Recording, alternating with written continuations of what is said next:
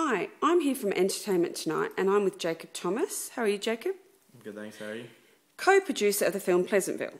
Jacob, firstly, I would like to ask you, why do you think the director chose to use black and white combined with some colour during the film? We get asked this a lot. Basically, colour was one of the biggest themes in the movie for a reason. It represents so much. The fact that Gary uses colour to distinguish the two worlds shows us that coloured society is more advanced. Back in the day when TV came out, colour couldn't be created on film, which is basically the era Pleasantville is in. Colour is kind of a symbol of freedom. Back in the Renaissance age, painters weren't allowed to use extravagant colours. They were told to use black and dark colours and were commissioned to paint what they were told. Then a revolution took hold, and a burst of beautiful colours and art emerged, changing society, as well as the science and politics. Basically, Gary, he's using colour for reality to show us how we've developed into a chaotic and kind of free, unorganized state that's full of change. And using black and white in Pleasantville shows us how repressed the people are, and like the Renaissance age, and aren't allowed to change. Gary begins to change the colour of small things like roses and chewing gum to show little changes which are happening to Pleasantville. And when people start to get more liberated, people start changing and buildings, which is what we were trying to get across. Oh, that was good. Well done. I think I totally agree with you. I loved the movie. I've seen it several times. And how are various camera shots used to convey importance during the film? We had some pretty amazing shots we used to show behaviour and power of certain characters. My particular favourite shot was of the first shot of David, and shows him by himself in the frame asking a girl out. Afterwards, it kind of zooms out and shows a girl meters away talking to another bloke, and David talking to himself. This shot really portrays how David is so isolated in reality, a realm which is in constant change, which he hates. That event is pretty symbolic for David's character, because when he realizes he can't escape change, not even in Pleasantville. The first scene to introduce both characters, Jennifer and David, starts off as a close-up of David with his friend, then zooms out and shows Jennifer, and then Jennifer enters the frame, watching him, and separated from everyone else. She's kind of like a rebel, by herself, a loner, with her friends, kind of like an outcast. It kind of gives a sense that she's judging him and looking down upon him, how pathetic he is. It also shows the contrast between the two twins. David is in order, a regular kid among the herd, while Jennifer is quite a rebel, with her like tight clothes, she's smoking a cigarette, and she's got painted nails. There's also a lot of low-angle shots on purpose. A lot of these include the mayor, because he's the big boss, and everyone's looking up towards him. What this shows is his dominance over the people, and how he's in command. Especially in the courtroom with David.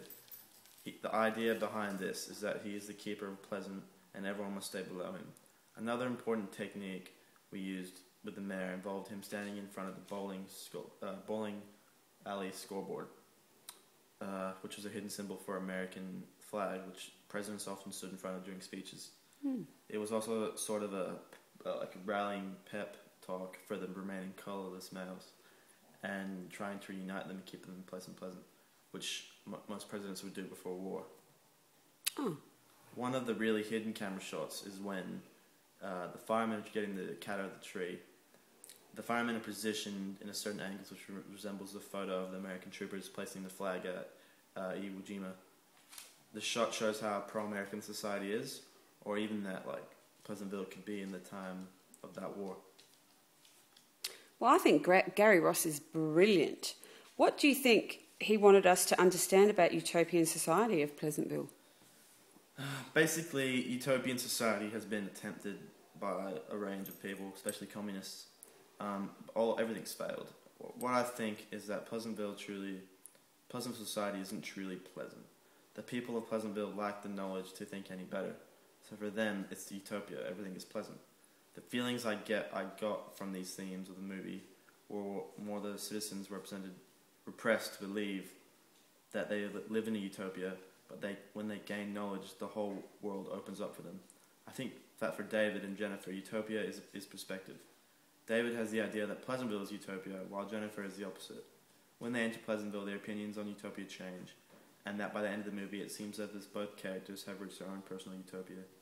What I think Gary is trying to incorporate is that a true utopia cannot be achieved, and that when tried eventually leads to a revolution or dramatic change, which happens in the movie. Well, I absolutely loved David and Jennifer. How do you think they changed throughout the film? Well, in the beginning of the film, both characters were rather closed-minded and had a simple mindset.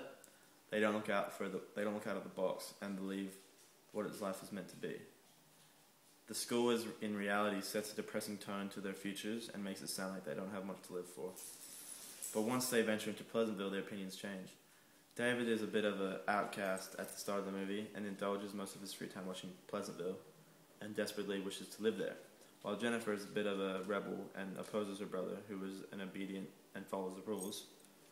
When the characters join the Pleasantville community, they bring their knowledge and change with them. Even though throughout the movie it seems that David and Jennifer couldn't gain anything from the people of Pleasantville, they learn more than what they do in reality. David becomes aware that he can escape change, even in a TV program, and embraces it. Jennifer makes a rather surprising change, when she basically restarts her life from scratch and becomes more of an academic.